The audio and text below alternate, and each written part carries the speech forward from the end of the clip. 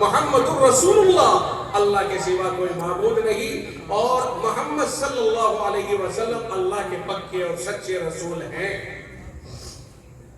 اس عقیدے کو نہیں کھونا ہے، اسی عقیدے کو اللہ نے دے کے پیدا کیا، اسی عقیدے پہ جینا ہے اور اسی عقیدے پر انشاءاللہ مرنا ہے۔ اللہ تعالیٰ نے اپنے حبیب صلی اللہ علیہ وسلم کو قرآن کریم دے دیا، حفاظت کی ذمہ داری لے لی، اللہ کے رسول نے صحابہ کو دے دیا، صحابہ کرام نے اپنے شاگردوں کو دیا، یہاں تک کہ آج آپ کے اس مدرسہ اسلامیہ عربیہ خزینۃ العلوم تک پہنچا ہوا ہے۔ یہ وہی قرآن ہے جو محمد رسول اللہ کو ملا تھا، اس میں کوئی تبدیلی نہیں، کوئی تغیر نہیں ہے آج تک، اور نہ ہو سکتا ہے۔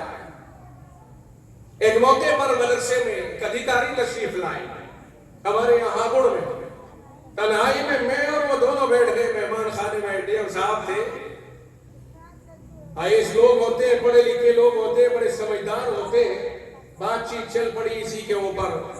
میں نے یہ بات ان سے بھی کہی تھی کہ پوری دنیا کو چیلنج ہے اسلام کا، اگر کوئی قرآن کریم کی حقانیت کے اوپر اب بھی مطمئن نہیں ہے تو ہم اس کو ایک ذرا سا ادھارن دیتے ہیں کہ قرآن کریم غلطی کر کے چھپواؤ، غلطی کر دو، 2 4 10 جگہ پہ غلطی کر دو اور اسے چھپوا کر کے شائع کر دو، 2 دن نہیں گزریں گے شور مچ جائے گا، 2 دن نہیں گزریں گے کہ راز کھل جائے گا، پول کھل جائے گی۔ یہ قرآن کا معجزہ ہے، اس لیے پول کھلے گی کہ اللہ نے حفاظت کی گارنٹی خود لی ہے۔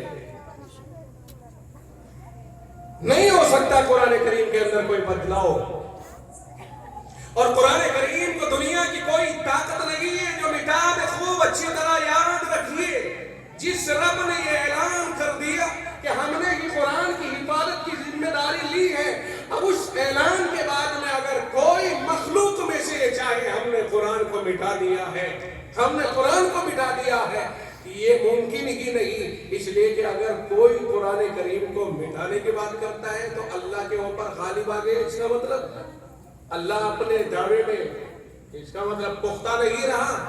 بات یہ ہے کہ قرآن کریم قرب قیامت میں خود بخود اللہ اٹھا لے گا، دنیا والا کوئی ختم نہیں کر سکتا اس کو۔ ورقوں میں حروف ہوں گے لیکن جب ورقے کھولے جائیں گے تو غائب ہو جائیں گے، اللہ اٹھا لے گا، دنیا میں کوئی قرآن کریم کو مٹا نہیں سکتا ہے، مطمئن رہیں انشاءاللہ۔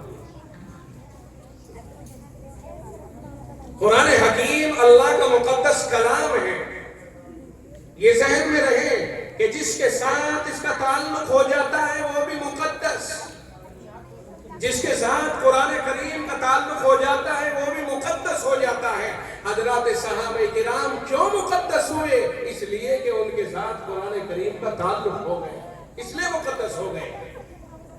نبی رحمت صلی اللہ علیہ وسلم کے دامن کو تھام لیا، اس لیے مقدس ہو گئے، ورنہ تو پہلے تو ابو بکر ابن ابی قحافہ، عمر خطاب کا بیٹا، عثمان عفان کا بیٹا، لیکن جیسے جیسے قرآن کریم ان کے پاس آیا اور محمد الرسول اللہ سے تعلق ہوا، فوراً ان کے مراتب بدل گئے، مقامات بدل گئے۔ پھر اللہ تعالیٰ نے ان کے مقامات جو اوپر کیے، بلند کیے، کہ دنیا کے اندر ان کا کوئی مقابل نہیں رہا۔ انبیاء علیہ السلام کی جماعت کے بعد صحابہ کرام کی جماعت کا نمبر آتا ہے، اوپر تو نبیوں کی جماعت ہے، نبیوں کے سردار رسول اللہ صلی اللہ علیہ وسلم، پھر نیچے ان کی امتیں ہیں، امتوں میں سب سے بلند مقام کی امت محمد الرسول اللہ صلی اللہ علیہ وسلم کی امت، اور محمد الرسول اللہ صلی اللہ علیہ وسلم کی امت میں سب سے بلند مقام صدیق اکبر رضی اللہ تعالیٰ عنہ کا ہوتا ہے۔ سیدنا ابو بکر صدیق رضی اللہ تعالیٰ عنہ کا مقام سب سے زیادہ بلند و بالا ہے۔ جناب مصطفیٰ کائنات صلی اللہ علیہ وسلم نے ایک مرتبہ اعلان کر دیا تھا، اور لوگوں جس کا میرے اوپر کوئی حق چاہتا ہے لے لو، لوگوں میرے اوپر جس کا کوئی حق چاہتا ہے لے لو۔ آپ نے اس اعلان کے بعد ارشاد فرمایا تھا، ابو بکر تو وہ شخص ہے کہ جس کا حق خدا ہی ادا کرے گا۔ یہ میرے محبوب صلی اللہ علیہ وسلم نے سیدنا صدیق اکبر کے بارے میں فرمایا، اور یاد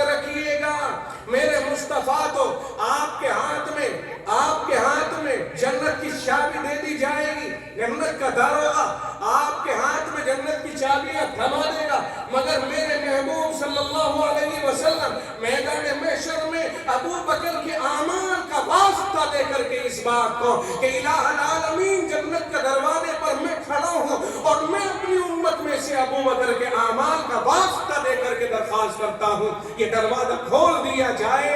آئے ہائے، اس کا یہ مطلب ہرگز نہیں ہوتا ہے کہ میرے مصطفیٰ صلی اللہ علیہ وسلم کو ابو بکر کی مدد کی ضرورت پڑ رہی ہے. نہ ایسا نہیں ہے. بس محمد الرسول اللہ نے تو ابو بکر کی بلندی کو بیان کیا ہے ان الفاظ کو بیان کرنے کے بعد. نعرہ تکبیر. ابو بکر وہ شخصیت ہے، یہ ابو بکر وہ شخصیت ہے کہ جس نے اپنے کندھوں کے اوپر اٹھا کر کے غار ثور تک پہنچایا ہے جناب محمد الرسول اللہ صلی اللہ علیہ وسلم کو. اور غار ثور میں وہاں صفائی کرنے کے بعد ایک سوراخ بچ گیا جس کے اوپر اپنا انگوٹھا رکھ لیا اور پھر اس کے بعد آقا سے عرض کیا تشریف لائیے، آرام فرمائیے، تھکے ہوئے ہیں. ہجرت کی رات کا یہ مشہور واقعہ ہے. اس میں کوئی زہریلا جانور تھا جس نے ابو بکر کے انگوٹھے کے اوپر ڈنک مارا، زہر چڑھا، لیکن ہاتھ پیر ہلانا تکلیف گوارا کر رہے ہیں لیکن پیر کا ہلانا گوارا نہیں. کیوں؟ اس لیے کہ اگر پیر ہلتا ہے میرے مصطفیٰ کی نیند ٹوٹ جائے گی. اپنی جان پر بن آئی مگر پیر ہلانا گوارا نہیں کیا. کتابوں میں لکھا ہے آنسو ٹپک گیا، رخسار انور پہ پڑ گیا، آنکھیں کھل گئی. پوچھا کیا بات ہے؟ ابو بکر عرض کیا کہ یہاں مجھے تکلیف پہنچی ہے. آپ نے فرمایا پیر ہٹائیے، لعاب دہن لگایا، ابو بکر کی تکلیف ختم ہو گئی. عرض کرنے کا منشا یہ ہے کہ ابو بکر وہ ہے جو ان جگہوں پر محمد الرسول اللہ کے ساتھ رہا جہاں کوئی نہ جا سکا. یہ ابو بکر وہ ہے. اور وہی کے بارے میں قرآن کریم پڑھتے جاؤ اور اپنے ایمان کو تازہ کرتے جاؤ. جس وقت میں اس غار کے اوپر دشمن تلاش کرتے ہوئے پہنچ گئے اور یہاں اندر سے نظر آ رہا ہے باہر کا، لیکن باہر والوں کو اندر کا نظر نہیں آ رہا، اس لیے کہ مکڑی نے جالا بنا دیا تھا. اسے اس طرح کر دیا تھا جیسے کوئی پردہ پڑ گیا ہو تو نیچے اندر سے باہر کا نظر آ رہا ہے لیکن باہر والوں کو اندر کا نظر نہیں آ رہا ہے. ابو بکر کہتے ہیں یا رسول اللہ یہ غار کے اوپر آ گئے، انہوں نے ہمیں پا لیا، یہ ہم تک پہنچ گئے. مگر مصطفیٰ کائنات کی زبان سے یوں نکلا اذ ہما فی الغار اذ یقول لصاحبہ لا تحزن ان اللہ معنا. رب نے ان الفاظ کو قرآن کریم بنا کے نازل فرما دیا ہے. میرے مصطفیٰ نے فرمایا لا تحزن، اور ابو بکر تو غمزدہ نہ ہو، تجھے کس ڈر نے ستایا جبکہ رب ہمارے ساتھ ہے. رب ہمارے ساتھ ہے، اللہ ہمارے ساتھ ہے. یہ ابو بکر کا مقام ہے کہ اسی قربت کو قرآن بنا کے اللہ نے نازل کر دیا. اب مصطفیٰ سے ابو بکر کو جدا نہیں کیا جا سکتا ہے. اگر کوئی کر سکتا ہے تو پھر قرآن سے جدا کر کے دکھا دے. قرآن میں جب اللہ نے محمد الرسول اللہ کے ساتھ ابو بکر کو جوڑ دیا، اب دنیا کی کوئی وہ طاقت نہیں ہے جو ابو بکر کو محمد الرسول اللہ سے جدا کر دے. اور قدرت کا کرنا بھی یہ ہوا کہ ابو بکر کو صلح بھی محمد الرسول اللہ کے پہلو میں دی. قیامت کے دن جب اٹھے گے تو ابو بکر محمد الرسول اللہ کے ساتھ.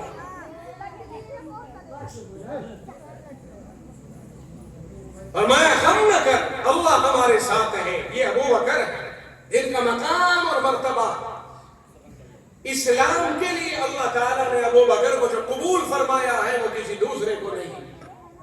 قبول تو سب کو فرمایا لیکن ابو بکر کی طرح نہیں. جس وقت میں اسلام کو ضرورت پڑ رہی ہے محمد الرسول اللہ نے اعلان فرما دیا.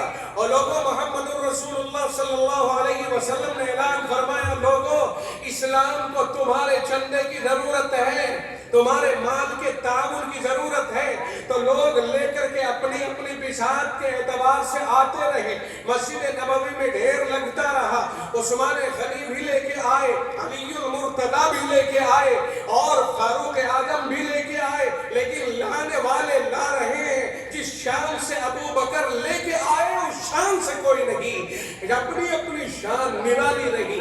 ابو بکر لے کے آئے، کل مال کو لے کر کے آ گئے، کل مال آقا کی خدمت میں پیش کر دیا گیا، کپڑے بھی نہیں رہے، کپڑوں کو بھی پیش کر دیا گیا، صرف اپنے جسم کو چھپانے کے لیے کچھ پردہ کیا۔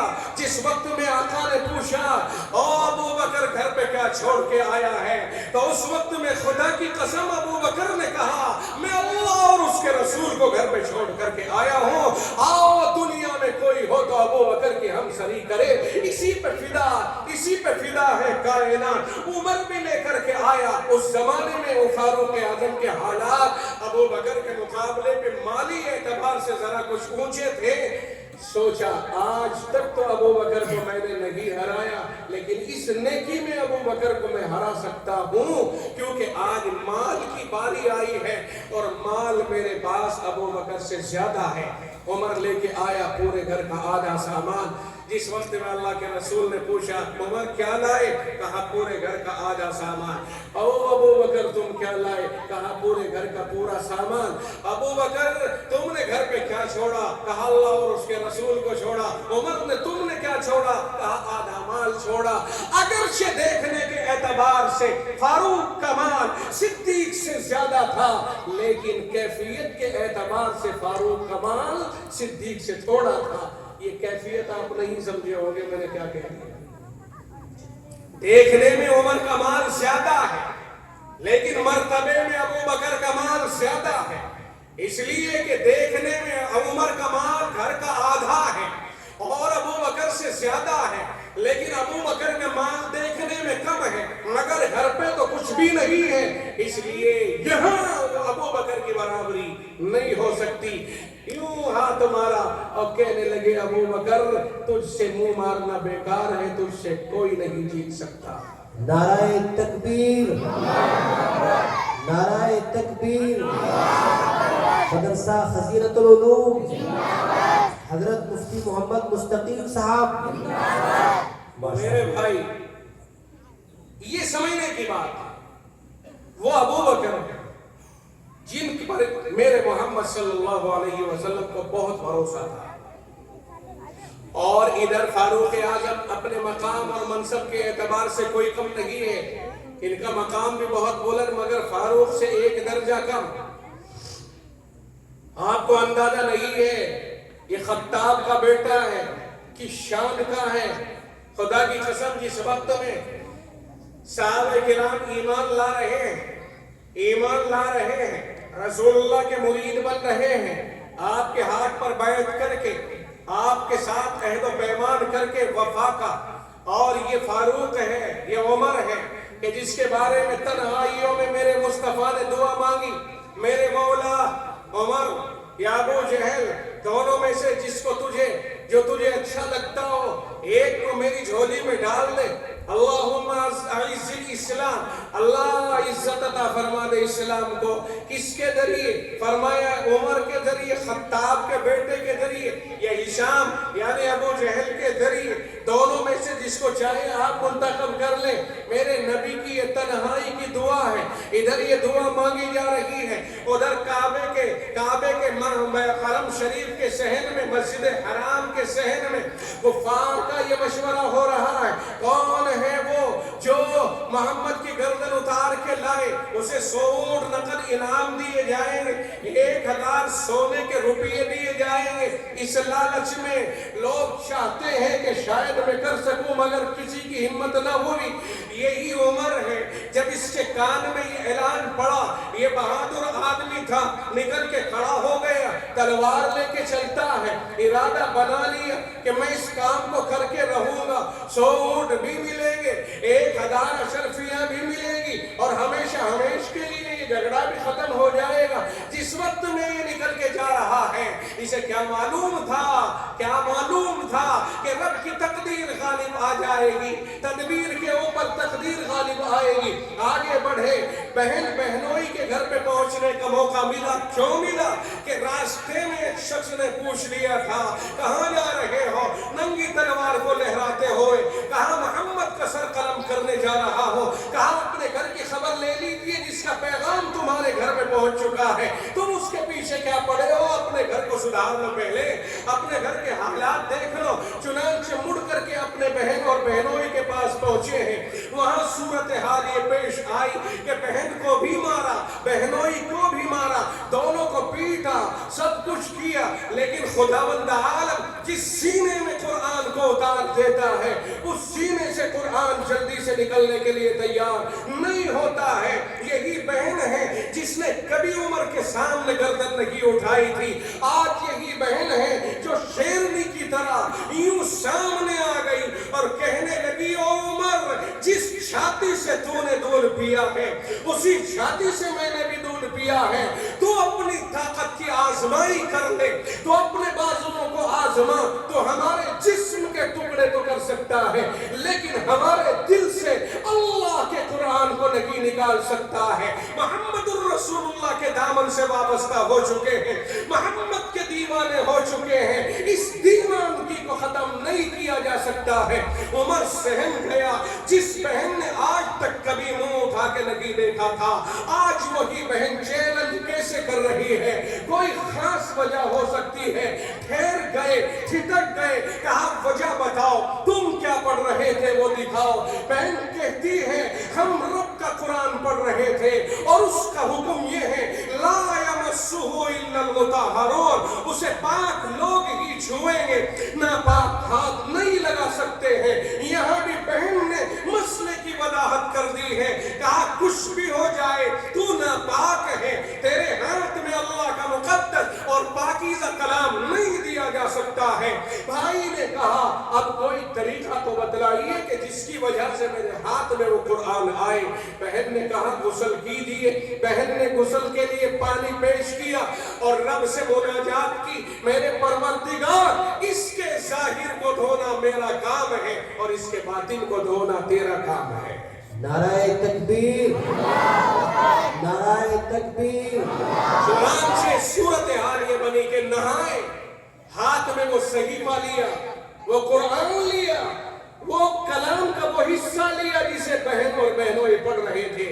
چنانچہ حضرت خباب رضی اللہ عنہ ان کو پڑھا رہے تھے، عمر کی آواز سنتے ہی وہ تو چھپ گئے کہ خیر نہیں ہے آج، اور بہن بہنوں کا مقابلہ ہوا۔ بہرحال عمر نے وہ قرآن پڑھا۔ قرآن پڑھنے کے بعد آپ پڑھتے ہوئے سورہ طٰہٰ پڑھتے جا رہے ہیں، پڑھتے جا رہے ہیں۔ طٰہٰ ما انزلنا علیک القرآن لتشقى الا تذکرۃ لمن یخشیٰ۔ ہائے ہائے میرے پروردگار کا کلام اثر انداز ہوتا چلا گیا اور پڑھتے ہوئے گئے کہاں تک؟ اننی انا اللہ لا الہ الا انا فاعبدنی۔ جو رب کے کلام کی فصاحت و بلاغت اور اعجاز کو جانتا ہے وہ جانتا ہے کہ اس میں کیا تاثیر ہے۔ میں ہی ہوں اللہ، اننی انا اللہ، بلا شبہ میں ہی ہوں اللہ، لا الہ الا انا، میرے سوا کوئی عبادت کے لائق نہیں ہے۔ فاعبدنی، تو میری ہی عبادت کرتا ہے، میری ہی۔ جب رب کا یہ کلام پڑھا ہوا تھا، عمر سمجھدار تھا، لرز گیا، کہتا ہے بہن مجھ سے بڑی غلطیاں ہوئی ہیں اور میرے ارادے بہت خطرناک تھے، میں تو محمد کو قتل کرنے جا رہا تھا، اب میں مجرم، مجھے جلدی سے آپ کی عدالت میں لے چلو تاکہ وہاں پر جا کر کے میرا سدھار ہو سکے۔ اور بعض کتابوں میں لکھا ہے کہ بہنوئی نے، کہ عمر نے بہن سے کہا بہن میں مجرم ہوں اور مجرم کو مجرموں ہی کی طرح لے جایا جائے۔ فرمایا کہ میرے ہاتھ میں ہتھکڑی ڈالی جائے۔ ہتھکڑی کا لفظ تو میں آج کے دور کے اعتبار سے بول رہا ہوں، کہا میرے ہاتھوں کو باندھا جائے۔ بعض جگہ لکھا ہے میری گردن میں پھندا ڈال کر کے مجھے مجرم کی طرح وہاں لے جائے چونکہ میں بہت بڑی غلطی پر تھا۔ بہرحال وہاں پہنچ گئے۔ جب اللہ کے نبی صلی اللہ علیہ وسلم نے دعا کی، ادھر اسباب بنتے چلے گئے، ادھر رسول اللہ دار ارقم میں ہیں۔ عمر وہاں پہنچتے ہیں، کلمہ پڑھ لیا، لا الہ الا اللہ محمد الرسول اللہ۔ اسی دن پہلا وہ دن تھا کہ جس وقت میں رسول اللہ صلی اللہ علیہ وسلم نے حرم شریف میں کھل کر کے اللہ کی عبادت کی ہے۔ جب کھڑے ہوئے رسول اللہ کہنے لگ گئے کیوں کھڑے ہوئے ہو؟ کہا میں 2 رکعت اس رب کے لیے پڑھ لوں جس رب نے میری دعا کو قبول کر کے تجھے اسلام کی جھولی میں ڈالا ہے۔ عمر نے کہا کیوں جی، سب تو اللہ کے گھر میں عبادت کریں اور آپ یہاں؟ کیا اللہ برحق نہیں؟ کیا آپ رسول برحق نہیں؟ جب سب کچھ حق پر ہے تو اب یہ نہیں ہو سکتا ہے، آپ حرم میں چلیے اور وہیں اللہ کے گھر میں عبادت کیجئے۔ یہ پہلا دن تھا جب کھل کر کے رسول اللہ نے حرم شریف میں اللہ کی عبادت کی ہے۔ کون تھا وہ جس نے اسلام کا سر بلند کیا؟ اور یہیں پر میں نکتہ بتا دوں کہ تمام صحابہ رسول اللہ کے مرید ہیں، لیکن فاروق اعظم رسول اللہ کی مراد ہے۔ تمام صحابہ مرید مصطفیٰ ہیں، لیکن فاروق مراد مصطفیٰ ہے، اس لیے کہ اللہ نے مانگا نا مولا کریم میری جھولی میں ڈال کے اسلام کو عزت دے دے۔ اسلام کی عزت، اسلام کی شان، اسلام کی سر بلندی، اسلام کی ریڑھ کی ہڈی، اسلام کا فخر اور دستار، اسلام کی پگڑی اور دستار، فخر اور نمد اگر کوئی شخص ہے تو فاروق اعظم ہے، جس کے ذریعے سے اللہ تعالیٰ نے اسلام کو بلندی عطا فرمائی۔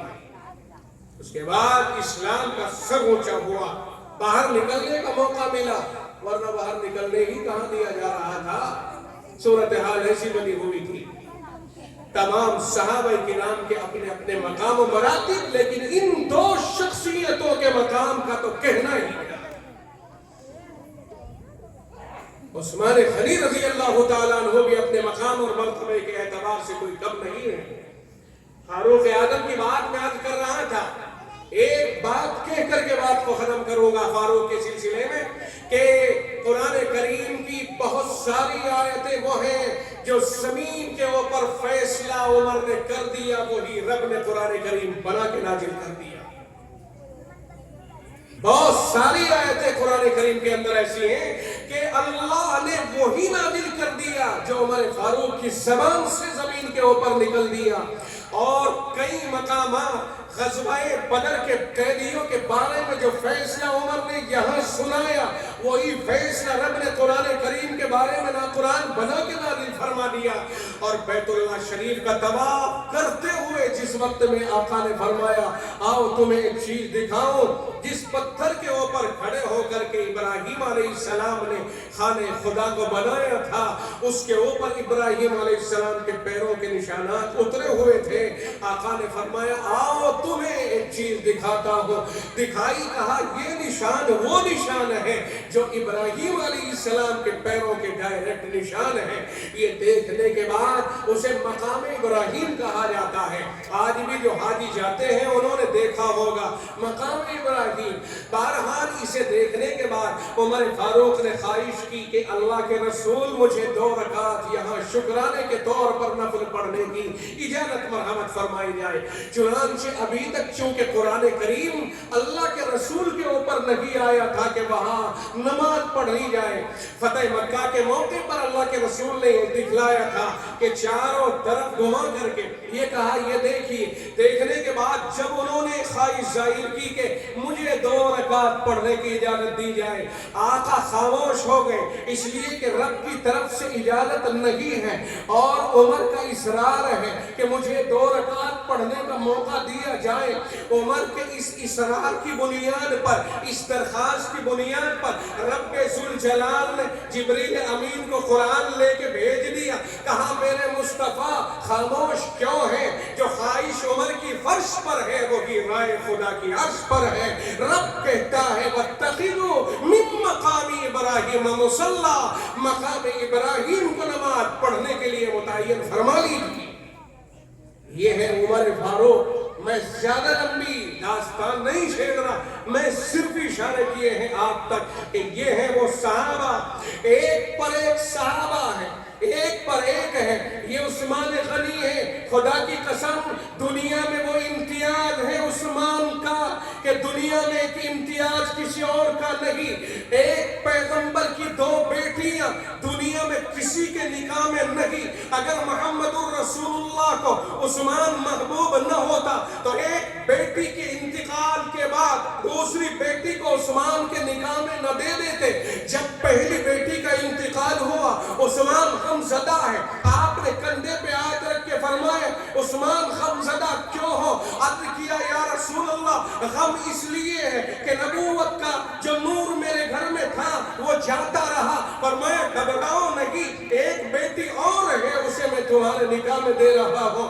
خدا کی قسم جس وقت میں یہ بیٹی بھی انتقال کر گئی، عثمان اب عثمان غمزدہ ہے، آنکھوں سے آنسو بہا رہا ہے. میرے آقا نے فرمایا عثمان غم نہ کر، اگر 1000 بھی بیٹیاں ہوتی تو یہ کے بعد دیگرے تیرے نکاح میں دیتا رہتا.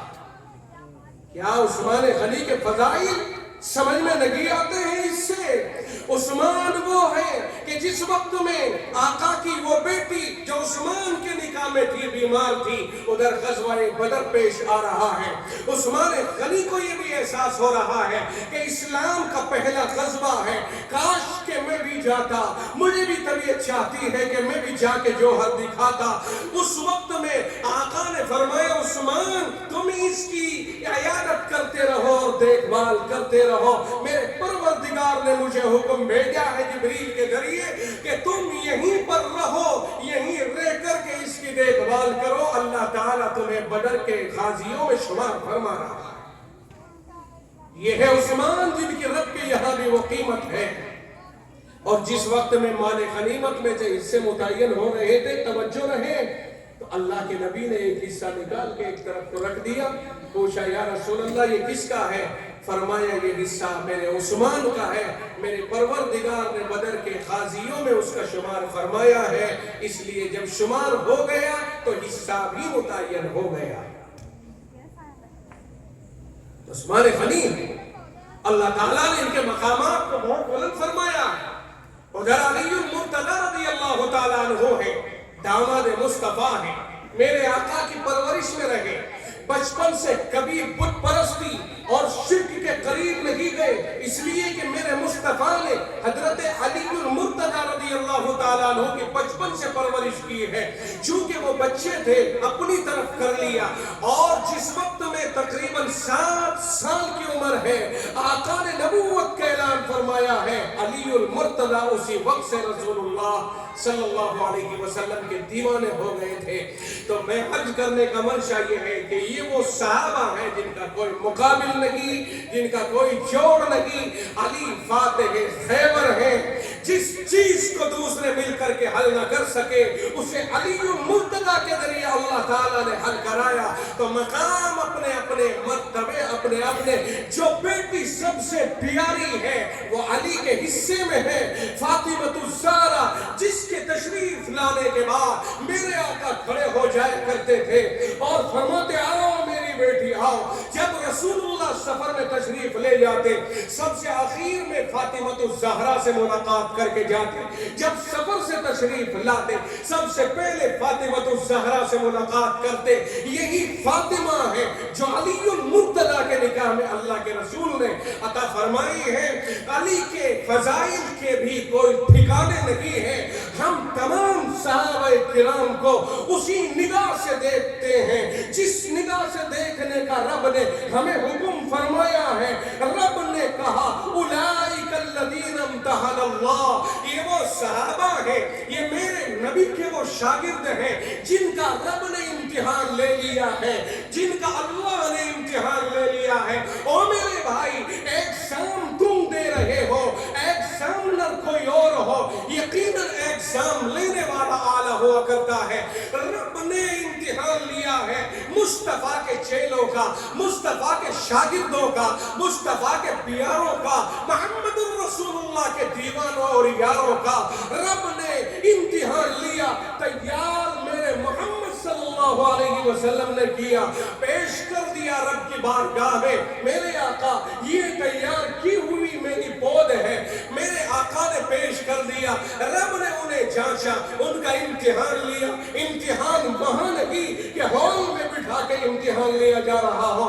میرے آقا کے شاگردوں کا امتحان کبھی فاقہ پیش کر کے لیا جا رہا ہے، کبھی بدر میں بھیج کر کے لیا جا رہا ہے، کبھی احد میں لیا جا رہا ہے، کبھی حنین میں لیا جا رہا ہے، کبھی خیبر میں لیا جا رہا ہے.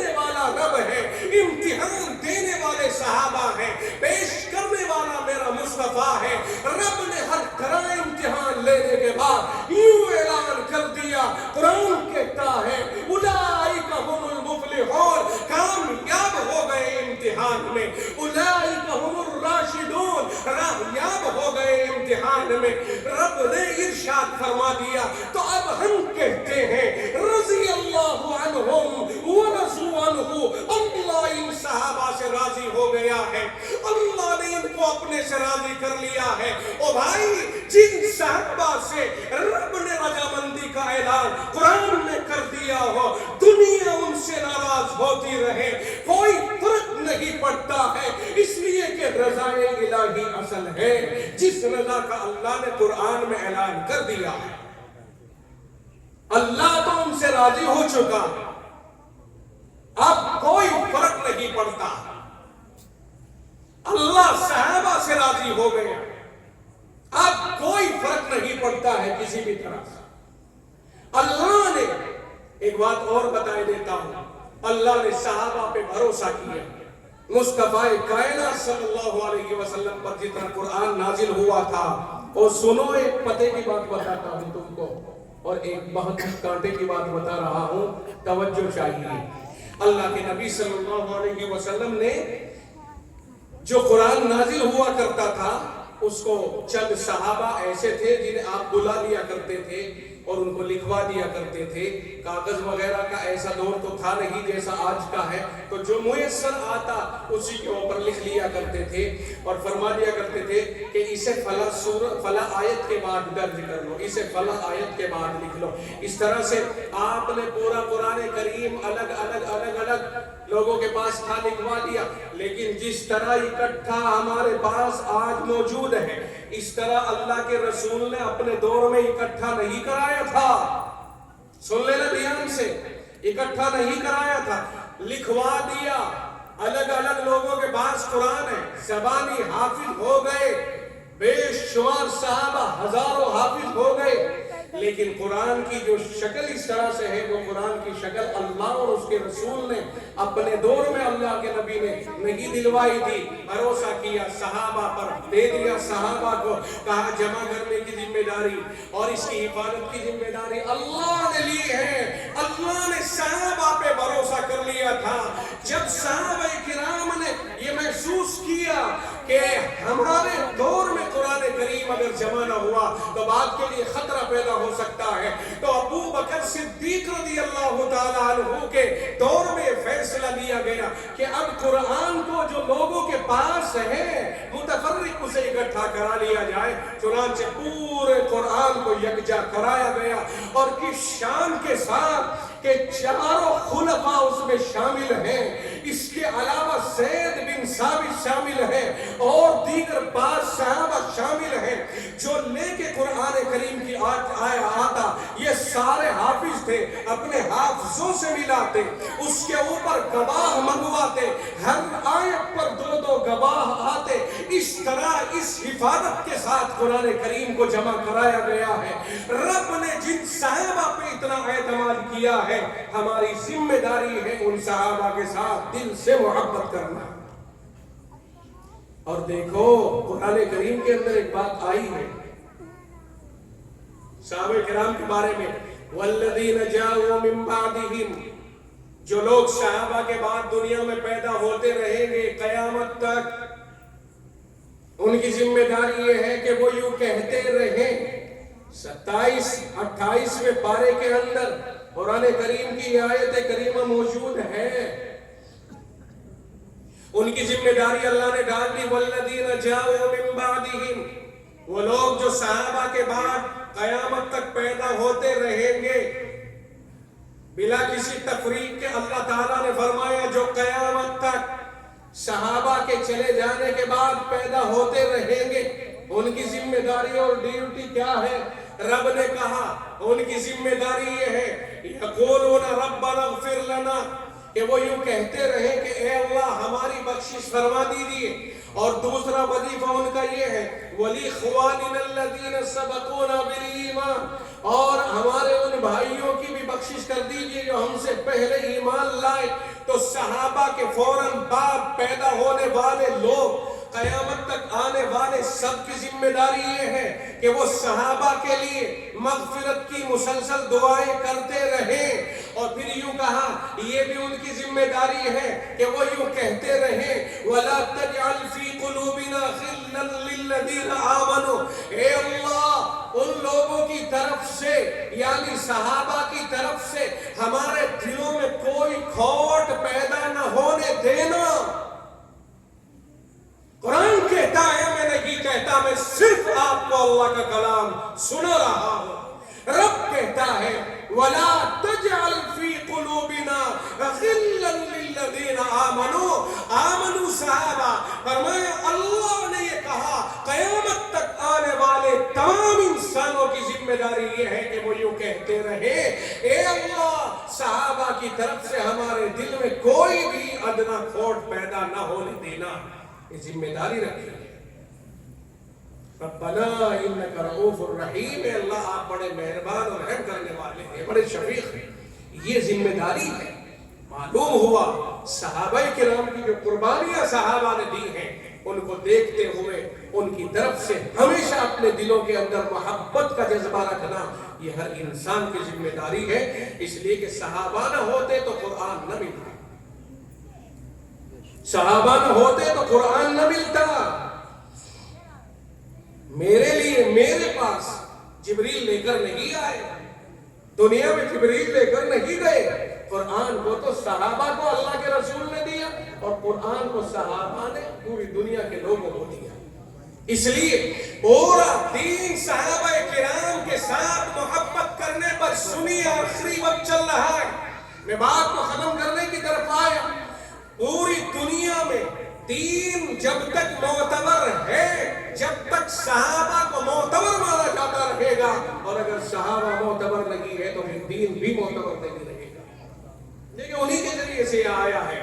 تو میرے بھائی پہلی چیز صحابہ، ان کی قربانیاں، ان کی محنتیں، انہوں نے اپنے اموال کو قربان کیا۔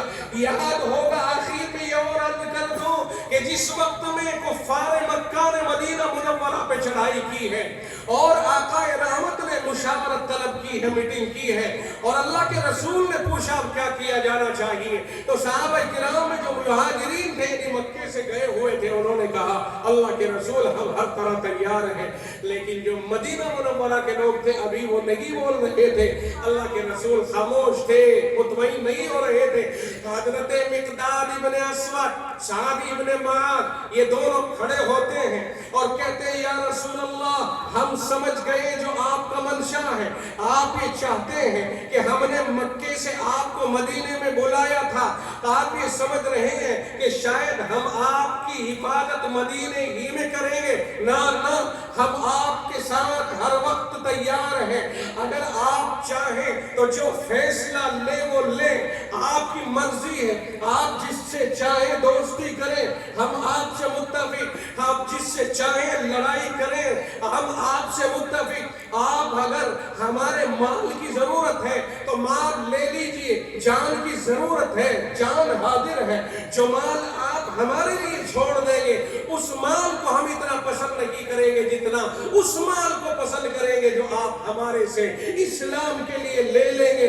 آپ کا اگر کہیں پسینہ پڑتا ہے ہم وہاں اپنا خون بہانے کو تیار ہیں۔ جب اللہ کے رسول سے یہ کہا گیا اللہ کے رسول کا چہرے انور کھل اٹھا، یہ ہے وہ صحابہ جنہوں نے ہر وقت میں ہر طرح کی قربانیاں دی ہیں۔